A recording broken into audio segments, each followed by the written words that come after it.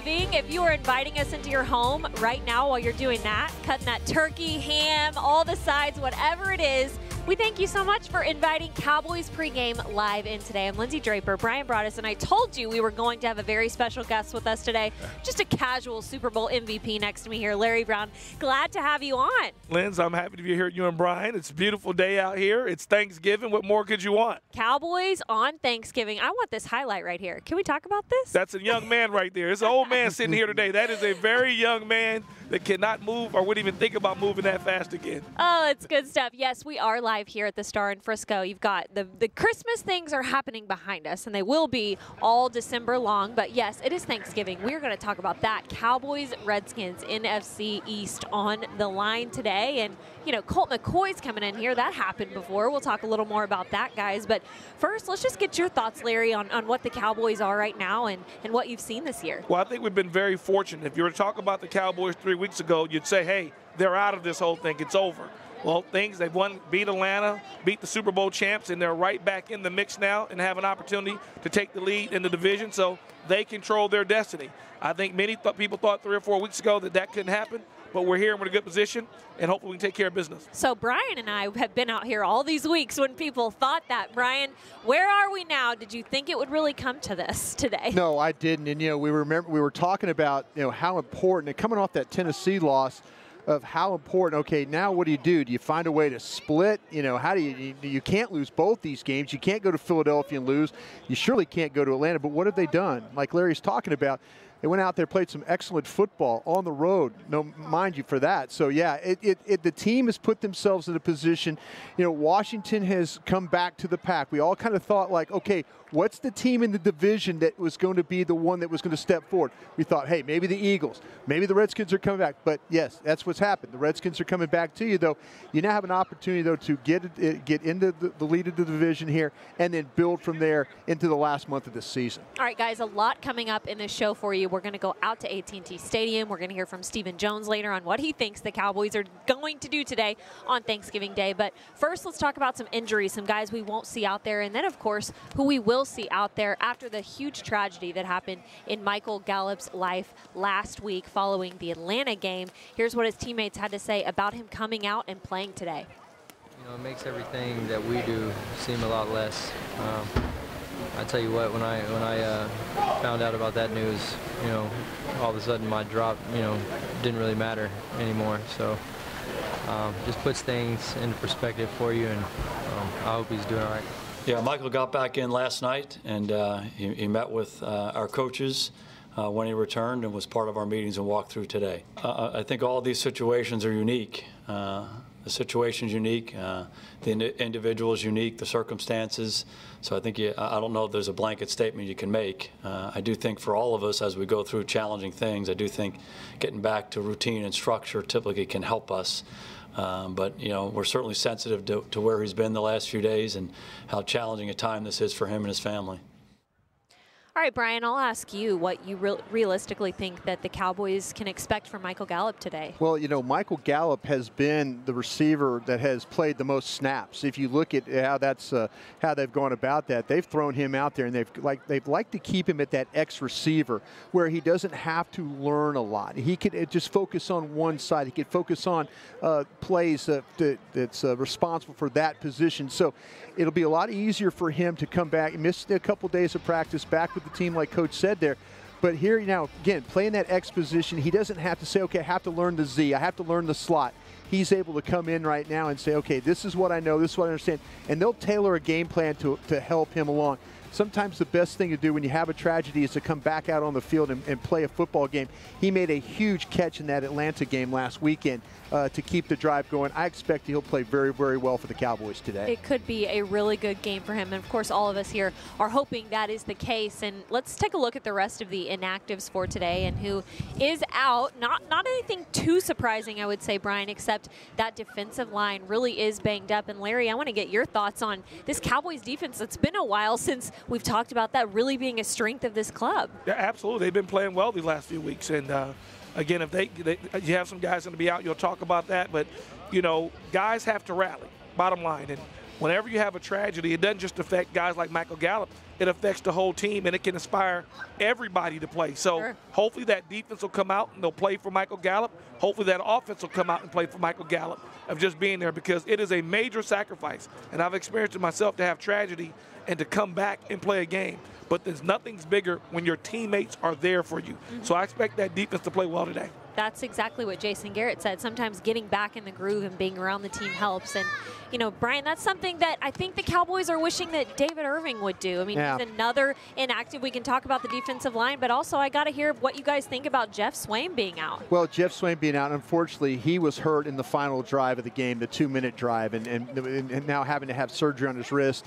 He's got pins in place. We'll see how long that injury. He's a tough guy, but they'll miss him because he's a guy that plays really on all personnel groups. They use him on 11 personnel stuff. They use him in 12 personnel, 13 personnel stuff. He's a guy that you can kind of go to, a guy you can rely. His blocking was becoming much better at the point of attack. And that's something, though, that this team, when they've been able to run the football, they've been getting that good point of attack blocking. So, and they'll miss him on special teams as well. As far as, you know, the list of the defensive linemen last week, it was long. I mean, they played short-handed against the Falcons. They do get back Daniel Ross this week. They do get Antoine Woods back this week. I think that will help them, though, with the rotation with Adrian Peterson carrying the football today. All right, guys, what do you say we talk a little about Ezekiel Elliott? He's not, I mean, it's an easy thing to talk about. You don't have to think very hard to talk about all the great things he's done. But today, guys, if he gets 91 yards, he would pass Todd Gurley. And it's no secret. They're in a race for two of the best backs in the league. But what do you think, Larry? I think it's awesome. And the Cowboys need that in order to win this game today. Ezekiel has a great game. It increases our chance of winning this football game. And he's done an outstanding job, and I think we can contribute some of that to adding Amari Cooper out there on the edge and having a game plan for him. But I am so proud of Zeke. He's been focused, he's been determined, and he's come to play every week. And I think he'll get that 91 yards today. Okay, Brian, obviously, Larry, you said it. Since adding Amari Cooper, things have changed for Zeke, and he's had 388 total yards in the past 2 games. What is the key to continuing to do that against what we've already seen is a good Washington front? This is going to be the trick today, and if you're able to win the football game, it's going to be on this offensive line, because last time these two teams met, Dallas didn't do a very good job of handling the front 7 for the Washington Redskins. They allowed Jonathan Allen to control things. They allowed Deron Payne to control things, Preston Smith, and also Ryan Kerrigan. So they have got to find a way to get some traction up front. If they get Zeke going early in this football game, and when the Cowboys have had success against the Redskins in the past, it has been with Ezekiel Elliott running the football. So they're going to make that attempt with Su'a-Filo at guard once again, a healthy Connor Williams, but Su'a-Filo gets the start, though. You got to find a way to get Ezekiel Elliott going, not only get him going in the running game, but we've seen him in the passing game, how he can affect the game when you throw him screens, when you throw him things underneath. I would expect you also see him play a little wide receiver with some empty formations, try and spread these Redskins out a little bit further. Maybe that allows some other receivers. You got Zeke outside. They have to account with a linebacker to the outside. Well, maybe that opens up a little bit more space inside. All right, guys, this is Cowboys Pregame Live. We've got Larry Brown and Brian brought us here live at the Star in Frisco. But for more on Ezekiel Elliott, let's hear from Danny Sarek, who's got all the stats you need to know about today's game.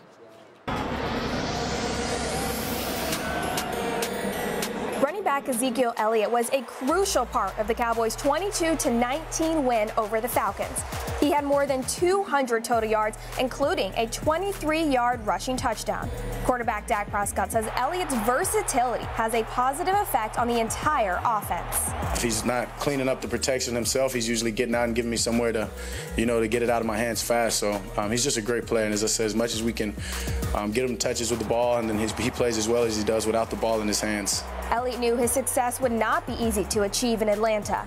I knew it wasn't going to be a cakewalk. I knew it wasn't going to be easy. I knew we were going to have to, play 60 minutes of hard football, and we did a great job coming out and doing it. Owner Jerry Jones says Elliott put the team on his shoulders to help beat the Falcons. We know he's the difference. He's a difference maker for the opponent. He's a difference maker for us. For the 4th time in his career, Elliott had a 200 yards from scrimmage game, tying him with running backs DeMarco Murray and Emmitt Smith for the most by a Dallas Cowboy. It also makes Elliott the player with the most 200 scrimmage yards games since he joined the league in 2016. When Elliott breaks out on the field, the entire offense seems to take charge. Elliott rushed for 122 yards in the game against the Falcons, which makes Dallas 14-3 when he has at least 100 rushing yards in a game. Elliott credits his success to the way his offensive line performed. They're being very dominant up front, and whenever those guys do that and open up those holes, you know, it's really easy for me. And those guys are the engine of this team, and so, I mean, when they're going like that, we're going to be hard to beat. For Cowboys Pregame Live, I'm Danny Surratt. All right, guys, what do you say we go out to AT&T Stadium and check in with our friends there? Rob Phillips and Nick Eatman of DallasCowboys.com. Hey, guys. Thanks, Lindsay, and a happy Thanksgiving to everybody out there. We're here on the sidelines at AT&T Stadium. Nick Eatman joining me. Nick, this is always a special buzz in this building for Thanksgiving Day. A lot at stake for the Cowboys and the Redskins as it pertains to the NFC East standings today. Yeah, you said it best. It doesn't really matter who's playing. It's always kind of festive, and you know, Thanksgiving is this game, so much tradition. Everyone always talks about where they used to watch it and what they used to eat and all that stuff. And it's really a privilege to be here. But this game is even better. Dallas versus Washington. I mean, it's one of those things where, like, it reminds me of a golfer, like at the Masters. Like, you can't win the tournament like on a Saturday, but you can lose it. Like, the Cowboys can't win this today, but they can lose the division, in my opinion, if they don't win. That's just what the stakes are. It's where they put themselves, being 3-5 and lost to the Redskins, and now here they are, 5-5. They get the Redskins again, and it's almost in the driver's seat, sort of. I like that golf reference. Yeah. It is a little Tiger Phil. You know, right. Two tradition-rich franchises. A share of first place is at stake for the Cowboys if they win. Off the field, this is always a big day. It's the start of the Cowboys' Red Kettle campaign for the Salvation Army. Meghan Trainor will perform at halftime to kick off that campaign. On the field, it's a little bit different of a matchup than we saw between these teams a month ago in Washington, where Washington escaped with a 2017 victory. Well, you know, my thoughts there on Alex Smith. I didn't think that he played that great in the game, and I didn't believe that Washington would run away with anything with him at the quarterback. Well, they didn't, and he's not the quarterback anymore. Colt McCoy, that's a little scary, too. Well, we've seen him come in here and win a game. Obviously, he's the backup for a reason, and he's going to be limited, but he's still going to be mobile. So, I think that it's going to be a very interesting matchup with him. I've said this all week long. Get him on the ground. They're going to get there. That O-line's beat up. You got to get him to the ground. He's not the biggest guy. You get his hands on him, bring him down. Offensively, the Cowboys are not the same team that we saw when they lost to Washington a few weeks ago. Give me someone to watch in this game that could make the difference in this second matchup. Well, I believe it starts up front. Xavier Su'a-Filo has been a difference maker in the first two games he's played. He gives them more beef, more push inside. He reminds me a lot when Ron Leary was playing left guard. You know, he's got something to prove. We both talked to him the last few weeks, and you know, he was a second-round pick, first pick in the second round, very highly regarded, and it didn't really work out for him. He didn't think he'd be on the street after 4 seasons. He's been humbled. He's got an opportunity. He's taking advantage of it. We'll find out, because I thought Connor Williams struggled mightily in that game against the Redskins, and now we'll see if he is a difference maker against a very, very good front. I'm sure Brian has talked a lot about and will talk about those 4 guys up front. Zach Martin, the all-pro guard, said this is a bone-on-bone type of matchup in terms of which front can win the line of scrimmage. He said Su'a-Filo's done a nice job at left guard. For one to watch for me, Amari Cooper. Speaking of a guy who wasn't here in the first meeting, if you look at the Cowboys' numbers, and look, they've got a 2-game winning streak. Every statistic offensively is up since he's been there. Points, yards, third down percentage, and it's not necessarily just what he's doing in the passing game at wide receiver. It's favorable boxes. That's what Dak Prescott said, opening things up for Ezekiel Elliott, and you know Zeke wants to eat today. You know, exactly. This is a perfect day to do that. It's just a threat. I think we've talked about it before. What does a number 1 receiver really do? He provides a threat, somebody else to look for, to watch for. Watch out for 19. When that happens, Beasley over the middle, or maybe Allen Hurns, or like you said, it's a very good day for Ezekiel Elliott to do some eating. This is the first Thanksgiving Day game of Amari Cooper's career. We'll find out what number 19 can do for the Cowboys offense. We give it back to the crew back at the Star. Thank you guys so much, and you set us up perfectly to talk about Amari Cooper. And we've been talking about it for a couple weeks, Larry. I want to hear what you think. Did you think the Cowboys needed a number one through the first half of the season? Was that you saying, hey, you got to get somebody in here? Absolutely. We needed a number one from day one. First of all, you lost Dez Bryant, and you knew you were going to lose some production there. Then people discounted Jason Witten. So who's going to make up that production? So had you had a Jason Witten on the team, maybe you don't have to go out and get that true number one receiver. But when you lost both Dez and Jason, you needed a number one just to be able to free that box up, keep guys out the box so Zeke can have some running space, and that's what happened. So I think Amari Cooper has been great for a guy who's only been here a few weeks. He's come in and made a lot of plays for us, and you have to account for him. Bottom line, you can't just stack that box anymore. And one thing I see about Amari that I've seen, I don't recall him even dropping the ball since he's been here. He's been very consistent, and that's what they needed out of the wide receiver position. Well, the Amari effect is not just a feeling anymore. There's actual numbers to prove that the Cowboys offense has been much more productive with him out there on the outside. And Brian, do you expect today, from what you've seen as far as film and their secondary, the Washington secondary, what do you think? Do you think this could be a big day for him? No, it can be. And, you know, the way the Redskins play is they're going to try and intimidate you with their front seven. And we talked about the Cowboys' ability to block. If we go back to the game last time that these two teams met, they didn't handle it well. They got a lot of twist stunts. Connor Williams had problems. You looked at what also Tyron Smith had some problems. They've got to do a better job of blocking this front, and I think they will. Now, the trick will be, though, how do you get Amari Cooper open down the field? I think he can. The Redskins have had some problems. Josh Norman has been a great player throughout his career, but Josh Norman is not the same player that he was, say, 2, 3, even 4 years ago with this Redskins. So, you know, they've got Clinton Dix, who they traded for from the Green Bay Packers at safety now. That gives them a little bit different look. DJ Swearinger was a factor in the game last time. You remember the quarterback sneak? He was able to stick his shoulder in there and knock the ball loose and create a fumble. He's kind of a guy that gets on your nerves when you play against him, but if you have him for a teammate, you absolutely love him. But so, yeah, but they've had some problems at the other corner, though.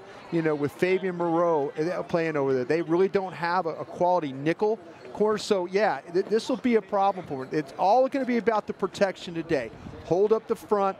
They could get some Amari Cooper and also Michael Gallup, Cole Beasley. They could get some guys open in this football game. How different is it from the first time when the Cowboys faced the Redskins for the offense to know that Clinton Dix is back there? Well, it's a lot different. Number one, you didn't play too well the first time, so you're not going to forget that. You remember all the problems you had.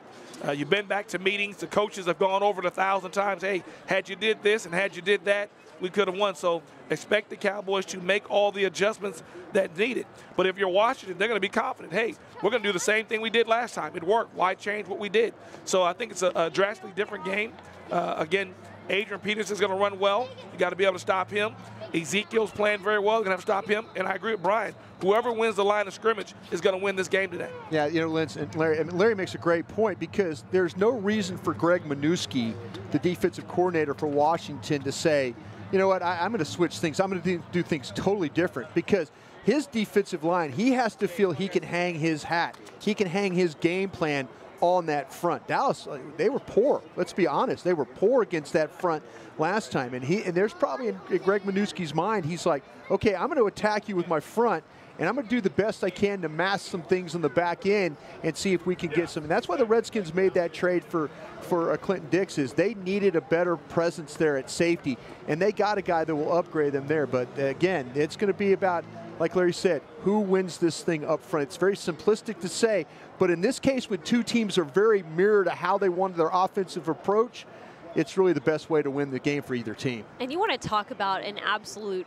game changer. What has your reaction been to the Cowboys' first-round pick, Leighton Vander Esch, and the way that he has played in the absence of Sean Lee?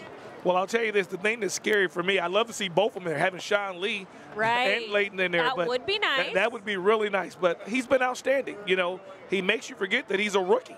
You know, this kid's coming in. He's full of confidence. He's making big-time tackles. He gets to the ball. His leadership, rarely do you see a young guy providing that type of leadership. So I've been fully impressed with him, and he's going to have a bright future, and I think he's a kid that's going to be a perennial Pro Bowler down the road and have a great career. Yeah, Larry's absolutely right in the assessment of what Leighton Vander Esch has meant. I think from a scouting perspective, what I've seen from Leighton Vander Esch that I didn't see at Boise State was the instincts. I mean, you see a big, tall, rangy guy that can get to the football, but where he's the learning curve has been very small for him because his ability to play with instincts, almost Sean Lee-like, reading formations, understanding where he goes. Now, this is a big game for Leighton Vander Esch, guys. And I'll tell you why. Because against Washington, he was another guy that was kind of, he didn't really have one of his better games. He wasn't getting off blocks. The Redskins' offensive line completely looks different from that last meeting. So let's see if these backup guards, the Jonathan Coopers, can get up on him in the second level, because he had to fight a bunch of blocks last time, and Adrian Peterson was able to make some runs on him. So big game for Leighton Vander Esch, big game for these Cowboy linebackers. Why, in your opinion, Larry? I mean, as a rookie, when you come in, how is he able to make such a big impact? Well, number one, you have to have a high IQ. It's a lot to learn. Game plan. It's not as simple as college. There's a lot of movement. There's a lot of different shifting, and you have to be able to make those adjustments. So you want to be able to play fast. And again, I always expect young guys to make a lot of mistakes because they're young. Well, although he's not been able to play always the way he wanted, he has not made a lot of mistakes where it hurt him. So I continue to expect him to get better each week. And the more he understands, the faster he's going to play. And I will say for sure, he will be getting off blocks today. As I said, Brian, he remembered last time, hey, you didn't get off that block. He remembered Adrian Peterson making those runs. So he'll make those adjustments, and I expect him to have a big game today. And I just want to get your opinion, because we don't get to have you in that often, but him and Jalen Smith together, I mean, is this a bright future or what? Well, you have to be pleased if you're the Cowboys. I mean, there's different stories. Jalen Smith making it back from his injury, a lot of people didn't think he'd even make it back. I think both of them presents that leadership. I love their passion. When you see your linebackers high-fiving, and it gets everybody else excited. So both guys have a very bright future. If you're the Cowboys, you got to love it. And I expect Jalen to play well today as well. Yeah, Larry, you're working with a guy that didn't think he was going to come back. I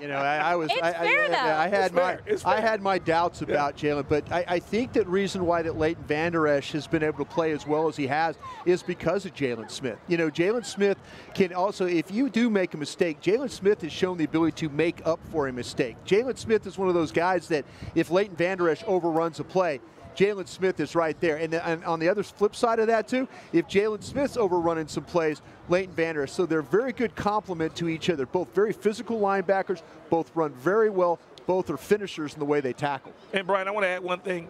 We were always coached to, hey, if you're going to make a mistake, make it full speed. Both Jalen and Vander Esch, if they do, they're going full speed. Yeah. So you can appreciate that and value that as a coach. And while we're on the topic, I think a lot of that has to do with Chris Richard back there. What are your thoughts on him and playing for a coach that wears cleats at practice and pushes around the Eagles pregame to get a little fire going? I mean, I love it. Well, everybody loves it. We know what he's accomplished in Seattle, and being able to transition into a new organization and getting those guys to play with that same type of intensity, it's been remarkable. And again, the secondary, you talk about Byron Jones moving the corner and Awuzie, so he's had a very young group. The group that he had in Seattle, they were more of a veteran group, so you expect them to play well. But he's done a remarkable job of getting those guys to believe, to compete, and make plays, and they're much better in the secondary. All right, guys, we're going to play a game now. It's called Choose One. I'm going to throw a bunch of choices up for you guys. All right. You have to make your choice. The first one, who has been your Cowboys MVP since the bye week? You got Dak, Zeke, D-Law, who the Cowboys better pay next year, and Leighton Vander Esch. I'm going to have to go LVE since the bye. You going with the Leighton Vander Esch? Back-to-back interceptions, guys. It's hard to That's a hard choice here. Yeah, I would go. I'll tell you what, I think that with what Ezekiel Elliott's been able to do, this offense is based on their ability to run the football. And, he's one of those guys, when he can get it humming, that's, you see this team win football games. I will say this about Dak Prescott, though. Since the bye, done a much better job of protecting the football. When this team doesn't have turnovers, they win. So, I would say, but my first guy would be Ezekiel Elliott. Yeah, I agree with Brian. It's a very, very tight race. All guys are deserving.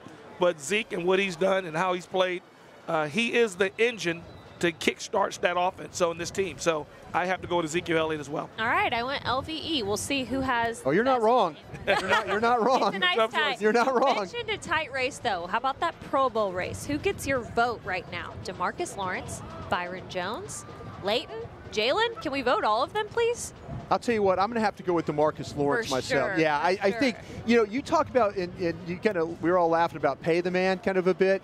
Pay the man that can rush the passer and also play run defense. That's something that, the sack numbers might not be as high as he wants them to be, but the way he affects game plans week in and week out for these offensive coordinators is tremendous. And I'm a big fan of his because I think he's a complete player week in and week out. All right. Well, I'm a little different here. I agree. DeMarcus Lawrence is definitely deserving. Should the Cowboys pay DeMarcus? Of course they should. Absolutely. But I'm going to go with Byron Jones.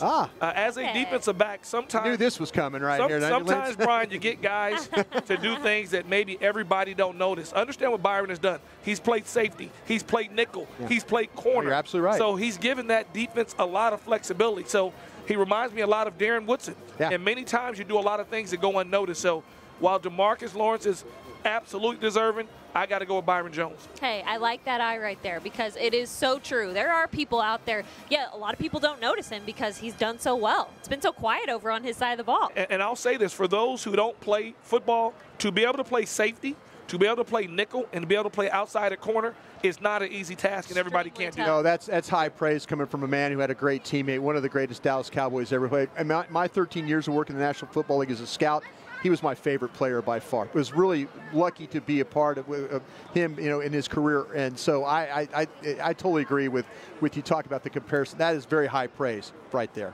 Woody, we love you. What about your favorite Thanksgiving side dish? Which one are you going to pick? I have a feeling Larry and I are going to be the same. We're in agreement here. We're going to be in agreement. I think Larry and I are going to go. I'll speak for us today, Larry. I think sweet potatoes are the one. Make it 3. Oh, really? Yes. You're all about that? All right. Looks great. But you know what? Stuffing is good and dressing is good, just can't be dry. And you got to figure out to kind of dress it up a little. That's why it's called dressing. What's your secret, Brian? Well, I think what you have to do is I'm a big fan of putting some type of protein in it, like a ground beef. Or seafood. Me being the Louisiana guy, either the oysters, the shrimp, the crawfish scales. Right, you get me hungry. Yeah, the Louisiana part of me. If you're coming to my place and you bring over some seafood dressing, though, you're invited back every single week. What about dessert? How do you guys finish off the Thanksgiving day? Show us. I'm going to let Larry pick this one. Oh, Larry. Producer Kit Garrison. Oh, no, he threw one in there. He forgot to put E, all of the above. Well, all of the above, and I'm going to add one.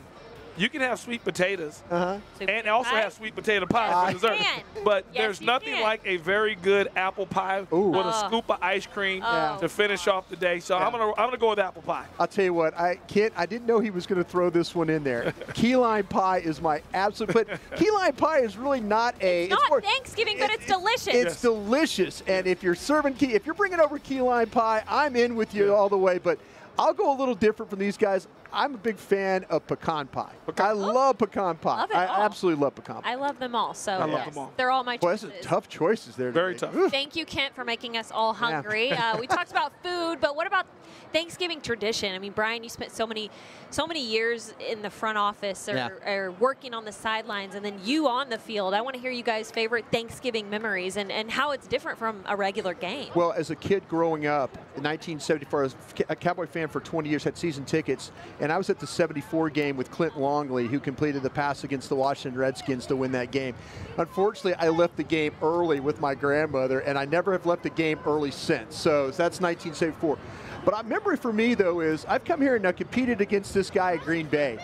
And Jason Garrett, somehow the Sandlot quarterback, came in there and lit us up that day. I remember standing on the sidelines in Green Bay, here at the old Texas Stadium, thinking, what just happened? How do we let this happen? But Larry and them, they used to wear us out. Green Bay, we never really had their number, but that was one of those bad Thanksgiving memories that I had. But I've had some good memories too, being a Cowboy fan through the years and seeing some great victories. But that one against Green Bay was a bad one with Jason Garrett. Well, I think that's a great memory. I agree with Brian. That's one of them. I think the other one is the Leon Lett game against the Dolphins. Sure. We never saw that type of weather in Dallas before. we have in Green Bay, right? I talked about that. Yeah, you talked about that. No problem in Green Bay, but it was so cold. It was snowing. I mean, it was really bad. And for Leon to try to grab that ball, bless your heart, Leon. You know I love you. And we ended up losing that game, but everybody remembers that moment, not just because of Leon, but the weather was so bad. Yeah. And I'm not sure we've ever had another game in Dallas with that type of weather. But you were telling the story earlier, we were talking about it, is you were trying to keep Leon, Cat, no Cat, no You're gonna Cat, have no Cat Cat. mad at me. Cat, don't be mad at me. I tried He to. couldn't. He's the nicest guy I've ever met. He was so locked in. Yeah. And when you're on the field, you get locked in sometimes. Yeah. And I'm like, Cat, no, get away. He knocks my hands down. Now, he's a big boy then. Yeah. And he goes and scoops that ball, and that's it. But it was a great memory, and I love the food. I mean, I love Thanksgiving. I love just playing, and the Cowboys and the tradition of being on Thanksgiving is special, and it still continues today. Okay, Cowboys record on Thanksgiving. What is it? Show us, because I don't know, but Brian is Mr. Superstitious over here. Oh, yeah. Oh, 7-1 versus Washington. Wow. We need to get that under Garrett up a little bit this week. Yeah, that's going to be, I mean, that's something, though, that, again, a lot of times, a season ticket holder here with the Cowboys from 1972 to 1992 until I went to work in Green Bay. And I went to a lot of Thanksgiving Day games. There's a great tradition like Larry was talking about and saw a lot of victories that way. So been a little rough here the last 8 years or so. We'll see, though, if Coach Garrett, he'll have them ready with so much on the line. Oh, yeah. Thanksgiving or not, this is a huge game for this football. And Brian, I want to add one more. I'd be remiss if I didn't say this. John Madden doing the Thanksgiving game. Yeah. Oh, wow. Were incredible. Yes. Yeah. And I mean, no The one turkey did legs the and all turkey the- leg yeah, and putting the turkey on the bus. The bus. I mean, those are things you'll never forget as well. All right, guys. Well, we've talked about our favorite Thanksgiving meals, traditions, what we like to eat. Danny Sarek went into the locker room to find out what our Dallas Cowboys like. Let's take a look. The Cowboys grew up with their own Thanksgiving traditions. Now, they all share the tradition of spending the holiday playing at AT&T Stadium. Just to be able to play on such a memorable day, it's a great feeling. Getting a chance to play on such a memorable day, giving thanks, for everything that I've been through in my personal career. Even, this Cowboys organization and the great players that have come before us. The past couple of years, I've been able to watch these games, and now, being a part of it, being a part of the action is, it's extremely exciting. I think it's just the nature of the holiday. It's all about giving thanks and paying homage. So, for me, getting the opportunity to, display my talents on Thanksgiving Day, I'm looking forward to it. Many Cowboys fans will celebrate Thanksgiving during the game. However, that's not a luxury for the players, so they'll celebrate afterwards. Defensive tackle Daniel Ross is eager to indulge in some of his favorite Thanksgiving dishes. However, he's most excited to share with his family his famous candied yams. I get to show off my candied yams, my famous candied yams. My wife gets to cook a turkey, big turkey. She wraps it in bacon. She gets a, green bean casserole going on. It's all nice food festivities going on at my house during Thanksgiving, so I can't wait till it comes. Each player has their own favorite dish. Dressing, definitely love dressing, yeah. Definitely the gumbo. Nice turkey. Definitely ham. Candied yams, that's my favorite. Candied yams with turkey, that's my favorite. I mix those two together. Yams for show and stuffing. Get my dressing and all of the good foods, but it's even better when you get a win. Be sure to tune into Cowboys Pregame Live Thursday at 2:15 before the Cowboys take on the Redskins. For Cowboys Pregame Live, I'm Danny Sarek. Thank you so much, Danny. I'm hungry all over again. So we gave Brian a couple minutes to run in on down to the studio to break down some film for you guys on Adrian Peterson. He killed the Cowboys the first time they played him. Can they stop him today? We'll see. Hey, thanks, Lindsay. When you get into what the Washington Redskins want to do today, and I think a lot of it has to, I don't believe they're going to change their game plan, even with Colt McCoy playing today. I think they want to do things.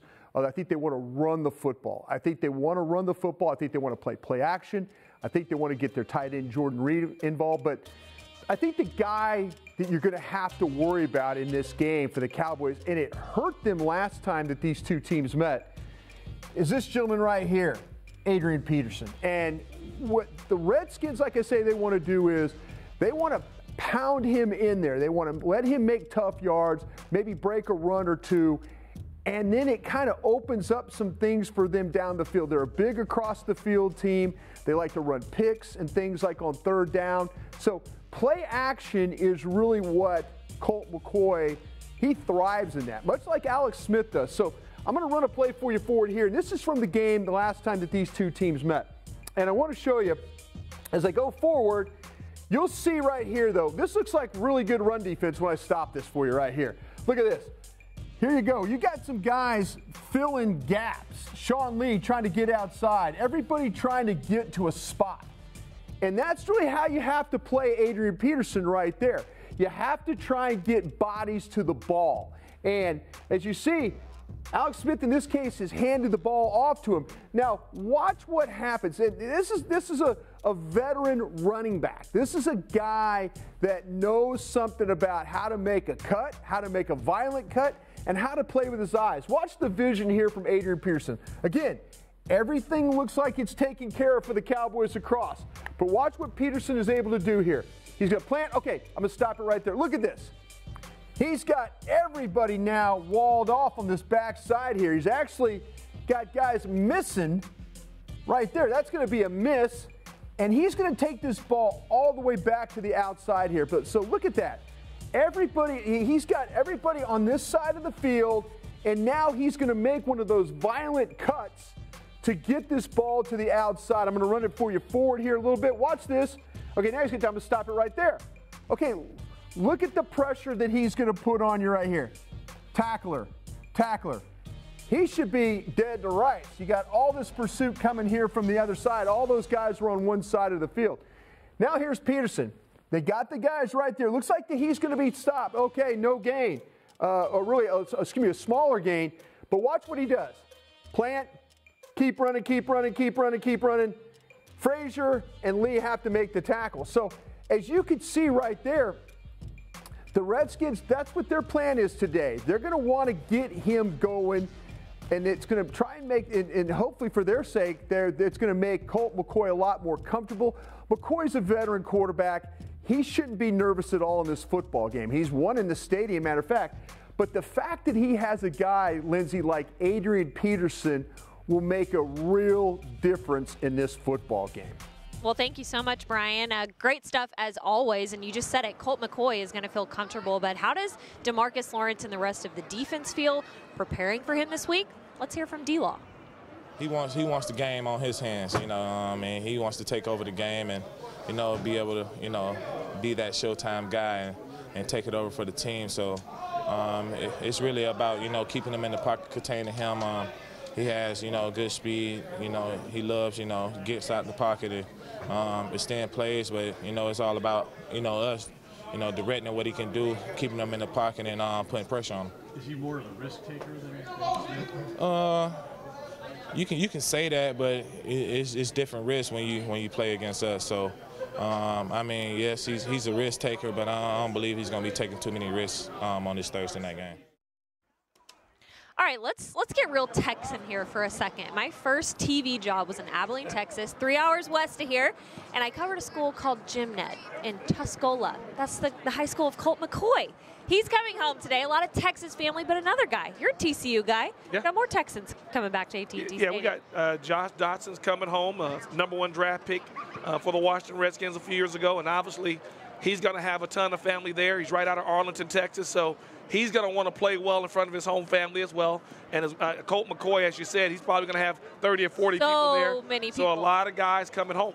Yeah. How about Adrian Peterson? AD. Another Texas guy. There So you go. we'll see how that all plays out for all these. Let's hope these Texas guys in that burgundy uniforms don't have big days, right? Okay, you're looking live at AT&T Stadium. These players warming up, and I checked Twitter during the breaks, and it seems that Dak Prescott and Ezekiel Elliott are wearing sleeves for the third week. There's Zeke in his sleeves right there, guys. They are so superstitious. They wore them in Philly. They won, got their first road win. Right. Wore them in Atlanta last week, and now here with probably 72 degrees in there, they're wearing sleeves again. Well, I did the same thing. I was very superstitious. Okay, tell us about it. So I it. wore sleeves. So Always? I was, you know what? Whenever we won and we played well, I would keep my sleeves on. And when I didn't wear my sleeves, sometimes we won, but we didn't play as well. So I just, through my tradition, I kept my sleeves on, and I was a little superstitious myself as well. That is hilarious. I'm glad I'm not the only psycho here on the Brian is psycho. I will always say I am all about, and you know what? And if I was Stephen Jones and Jerry Jones, I'd open the roof on this stadium this week because you won in Philly in open air, you won in Atlanta in open air. Open this stadium up. Open it. Let's go get this victory today. Well, I'm told that Nick Eatman and Rob Phillips have Stephen Jones out there at AT&T Stadium. I don't know if he's going to tell us about the roof, but guys, hey, give us an update.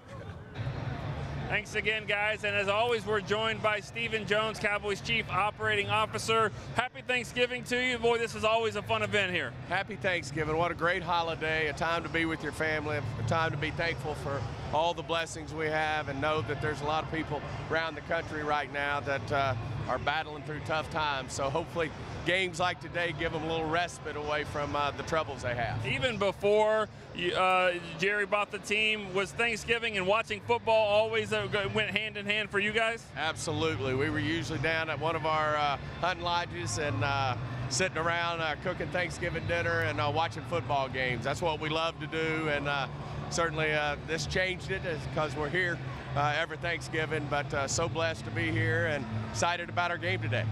Stephen, this team's on a 2-game winning streak. They look like a different team than a month ago when they played in Washington. Do you feel that way, and how do you view this matchup compared to the last one? Well, I think we're improving. We're a young football team. We've said it all along. We're one of the youngest teams in the NFL. So you're going to have some growing pains. But this team is starting to put some things together.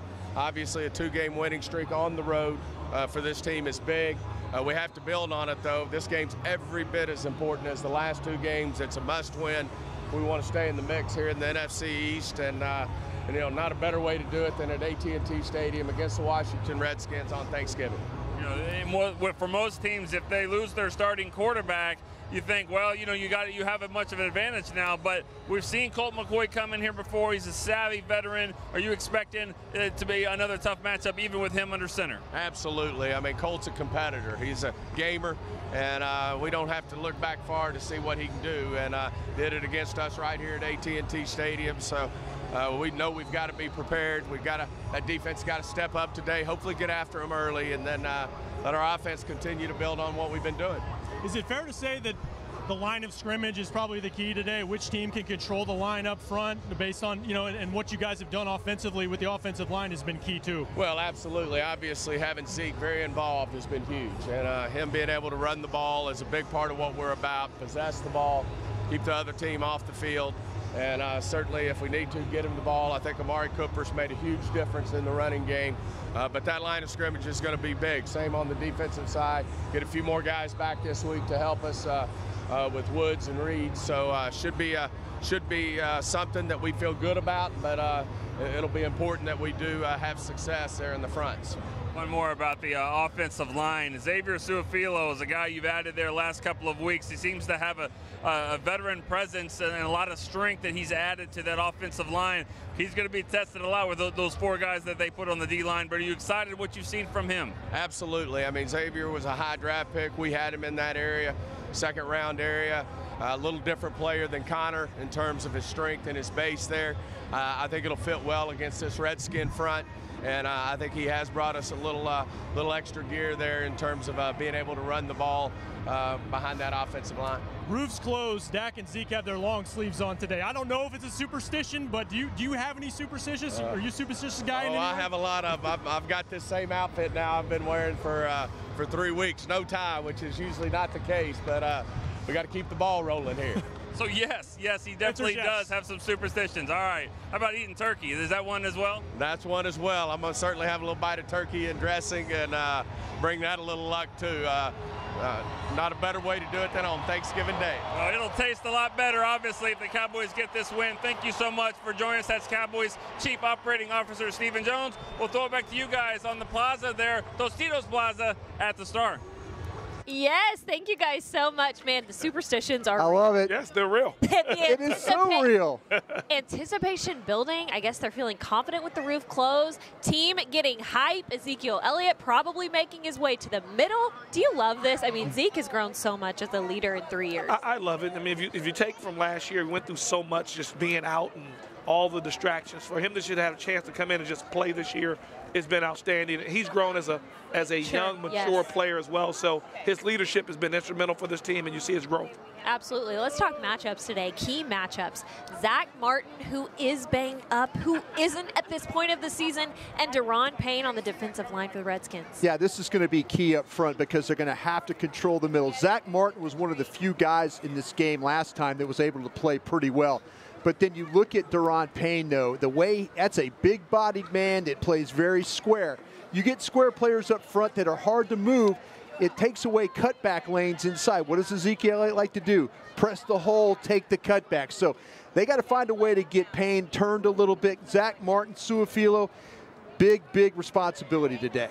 And it's going to be, I mean, it was Connor Williams the first time. Yeah, so it's going to be a lot different. Yeah. Adrian Peterson and Leighton Vander Esch, how do you like this matchup? Wow, you know. two good guys, old and young. Look, I love Leighton, let's be clear. Adrian Peterson is going to Hall of Famer.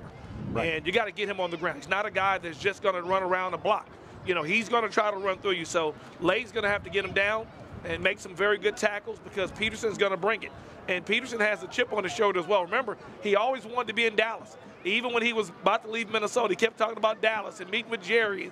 So I think he wants to show the Cowboys that, hey, you should have got me. So he's going to bring his best shot. But I think Leighton, as long as he's in good position, he'll make some plays. I take it, Larry has got this thing nailed. That's exactly what happened. I mean, you're going to have to get bodies to the ball. Like I showed you in the film room, though, you know, you can't overrun plays. You got to play your technique. You got to wrap up. You got to tackle. This guy will make you miss if you're the first guy. So that first guy misses. You need to get a bunch of bodies there. You cannot allow him to have dirty yards in this game and allow them to stay ahead of the chains with Colt McCoy throwing the football. The ball's not going to go down the field very much, I think, though.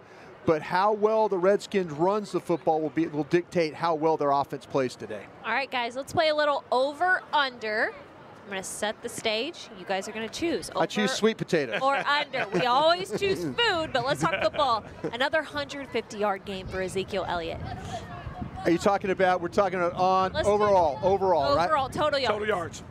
I'm going to say under today. Okay. I'm going to say under. I think the Redskins, this front, I think it's going to be tough. But I think that with Elliott, he's going to have some dirty yards. He's going to have a couple of clean runs he's going to make. But 150 yards, I think, is a lot to ask for against this front seven. Agreed. I'm going to disagree with Brian. There we go. I'm taking the over. I'm glad you did. I'm glad you did. I think obviously we know the running game is going to be a little tough at times, but I think they'll get him more incorporated in the passing game, a couple of screen passes. So I'm going with the over. Zeke has over 150. 10 tackles for Leighton Vander Esch. I'm going over on that. I'm going to go with you. You're right on, Lindsay. For sure he's going to have 10 tackles because they're going to give Peterson the ball more than 10 times. So you can count on I'm going with the over on the over the 10 on tackle. I got two experts sitting right next to me. I can't disagree with that. Over on that. 2 touchdown passes from Colt McCoy. Well, 2 touchdown passes? Nah, I'm going under there. Okay. But I'll tell you what, though, I am worried about Jordan Reed in this game, the tight end. Doesn't he always find a way? Yeah, and the thing about it is, though, with Alex Smith didn't use Jordan Reed like I thought that they were going to use him. And if you watch the second half of the Texans game, Colt McCoy got him more incorporated. I worry about that matchup with him and Jeff Heath. The Cowboys have had to play some really good tight ends the last 3 weeks. So keep an eye on that one. Jordan Reed, I think they'll be under on the touchdowns, though, the passes. I'm going to disagree with Brian again. I love it. I'm going to go with the over for 2 reasons. Number one, Colt McCoy's coming home. He's played well at this stadium before, so he's going to have a lot of confidence. Josh Dotson's home. The second-year first-round receiver, he's going to want to play well. So, and then Jordan Reed is healthy. Yeah. So it's going to be barely over, but I'm going a little bit with the over. All right, guys, 4 sacks for the Cowboys defense. You know, I wouldn't say over, but because of that offensive line being as beat up as they are they still that beat up, Brian? Oh, they're absolutely beat up. Let's go over. Give me over 4 sacks. All she needed to hear was bad offensive line. And the Cowboys, though, the pass rush at home with the crowd noise and all that has been very, very good. So, yeah, look for some twist stunts. Look for some things up front, though, trying to confuse what Washington's doing with their backup guys. I mentioned Jonathan Cooper as a starter at one of the guards. Make these guys have to move. They're kind of heavy-footed guys at the tackle. Make them have to move a little bit. Watch Jalen Smith, though, on some blitz stuff, and maybe even Anthony Brown.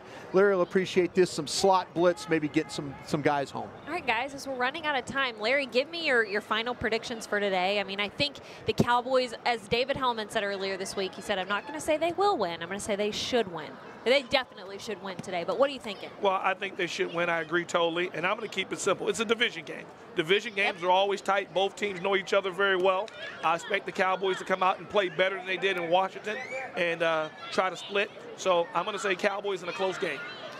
I'm going to take the opposite approach, Larry. I'm going to say they're going to win, but I think the Cowboys roll today. I do. I think they do block that front. I think they do get those sacks. I do think you get, Ezekiel Elliott going like you guys were talking about, to the point, I have him under the 150, but I think things come together much like what you did in Jacksonville. I'm going to go a little bit higher scoring game here. I think they're going to be able to hold Washington in check, but Dallas will be able to do some things offensively, score some points, finish some drives. The last 2 weeks, they've been really, really good at getting in position. Need to finish a little bit better. I think they finished today. Awesome. Okay, guys, it's gorgeous weather out here. We live in Texas. This is amazing. Tomorrow night and for Fridays and Saturdays, all throughout December, you've got to come out to this Christmas spectacular. You can only see the tree behind us, but there will be music, DCC, performances all up and down the plaza. The food will be open. Guys, it's going to be so fun. I think that we have Darren Woodson lighting the first tree off, if I'm not mistaken. Is that right? 6 p.m. Yeah, guys. old teammate, yeah. 6 p.m. Yeah. So as soon as you get off work, who am I kidding? It's Black Friday. Everyone shopping.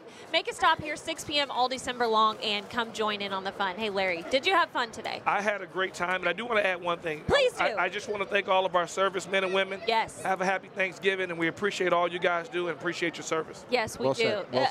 To add on to that really quick, some of our Cowboys actually went on Twitter and were putting out a call for servicemen and women to give away their tickets today. Shout out to Byron Jones, as if we didn't love him enough already, for giving away tickets. Justin March Lillard, guys like that, doing big things with the organization. So thank you guys for tuning in to Cowboys Pregame Live. We'll see you at halftime. And, of course, postgame, Nate Newton will join us. We'll have all your coverage. We hope you guys have a wonderful Thanksgiving, and we want to get a little nostalgic. Great video produced by David Tex Kennedy to send you out and get you ready for the game. Since 1966, the Thanksgiving tradition lives on. One of the most exciting days in America cannot happen without your Dallas Cowboys.